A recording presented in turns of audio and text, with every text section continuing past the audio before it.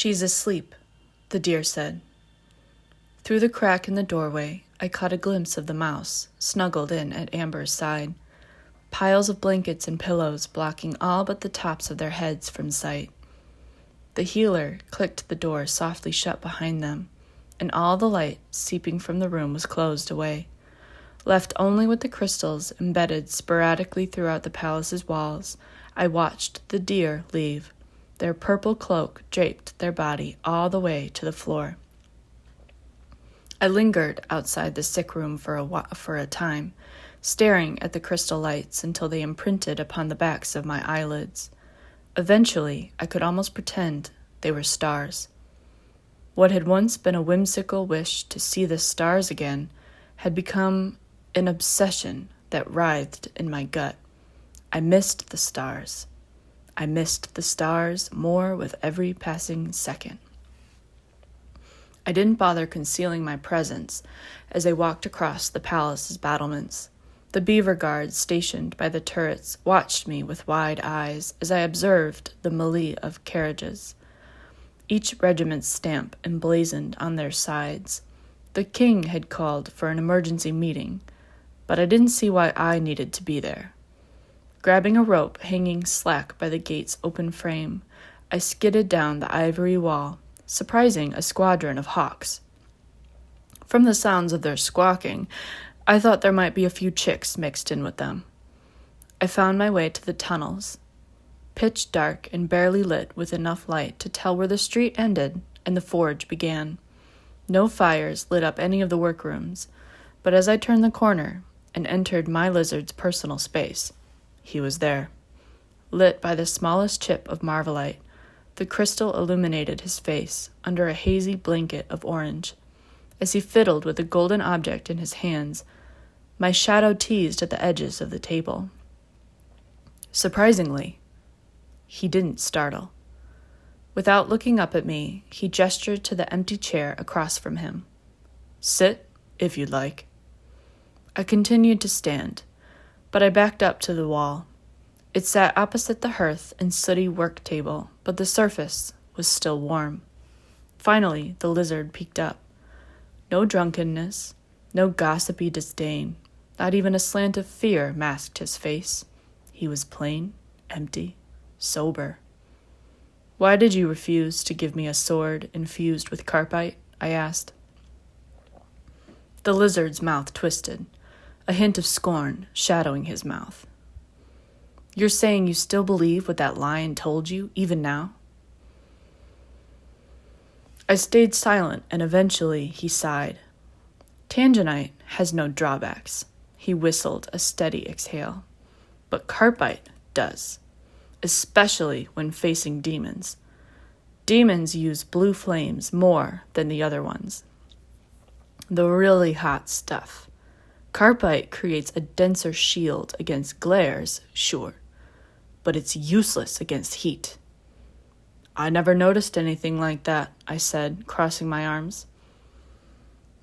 "Most of the lion's weapons were made with carpite, and we never had a problem using them against demons." The lizard paused. "You didn't take on their flames. You didn't fight them head on. Yes, we lions fought differently from the infantry, air, and other regiments," the lizard interrupted. "Take the wolves. The infantry put up shields that took endless flames from those bastards. They just sat there in formation and took it. In that case, the Tangenite would be more effective because it protects against heat and glares, not just glares." "But lions didn't sit there and take it," the lizard said slowly.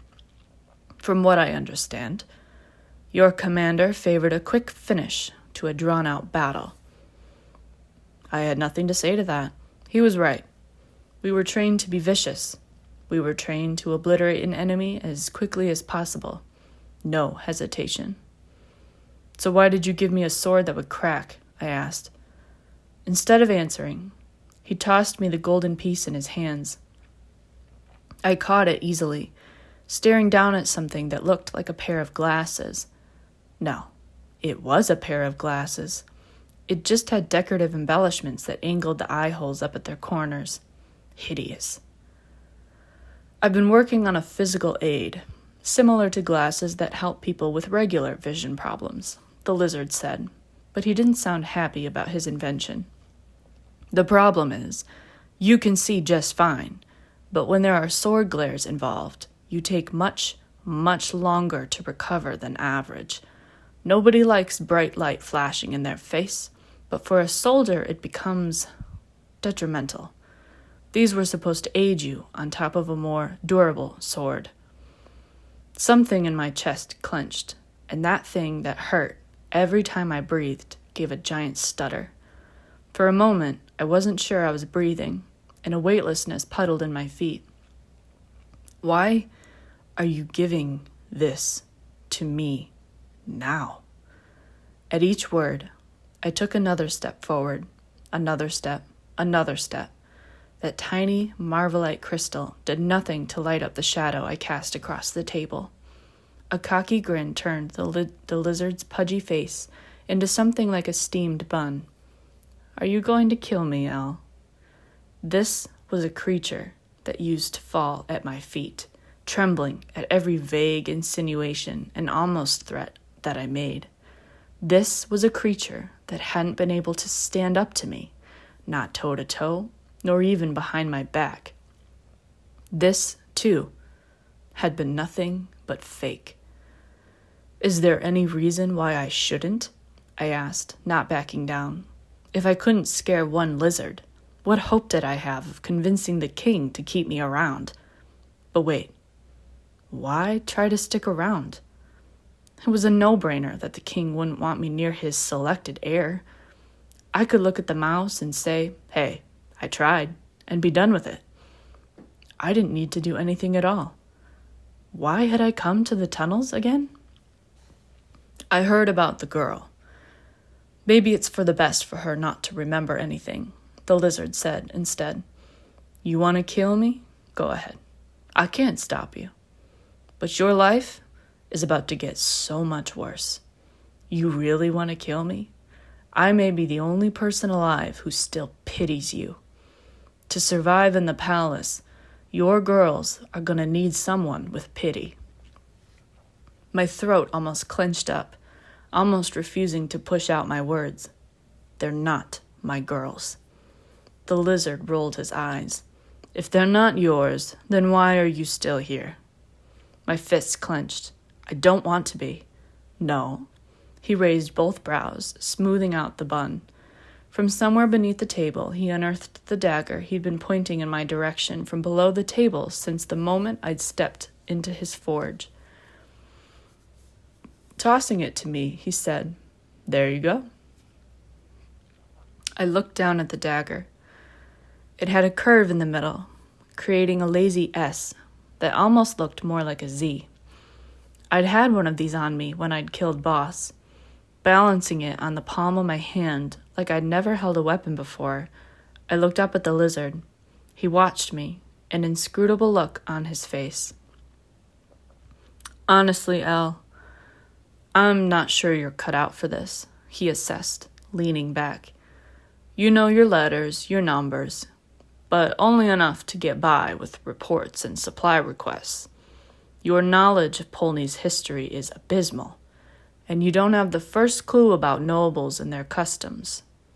You've always been nothing more than a foot soldier, and a soldier doesn't live in an ivory palace. No matter how impressive your skills, no matter how cutthroat you are on the battlefield, being cutthroat in court is different. My voice came out dry as I asked, Were you expecting me to come here? Sure, he replied easily. Who else do you have? I guess it was obvious when put it like that. I hardly spoke to members of the other regiments. Even the deer healers who had helped me out over the years were always different. I didn't know any of their names. I didn't even know this lizard's name. What do I do? The lizard didn't scoff. What do you want to do? I shook my head. I don't know. I just don't know. I've heard they think the girl's memories will come back, that it's shock trauma as well as a concussion. Yeah. The lizard looked at me. You're not a parent, so you don't know. I am one, and I'm telling you this. It would be for the best if she never got those memories back." My brow crinkled. I'm not going to lie to her. When she gets better, I'll tell her. Tell her what? He stood, turning the rifle through a messy drawer of metal parts and murky bottles. That you killed her father. That you buried her mother. That the great commander she loved and admired was actually just a snake. Just like every other disgusting noble in this deity-forsaken kingdom?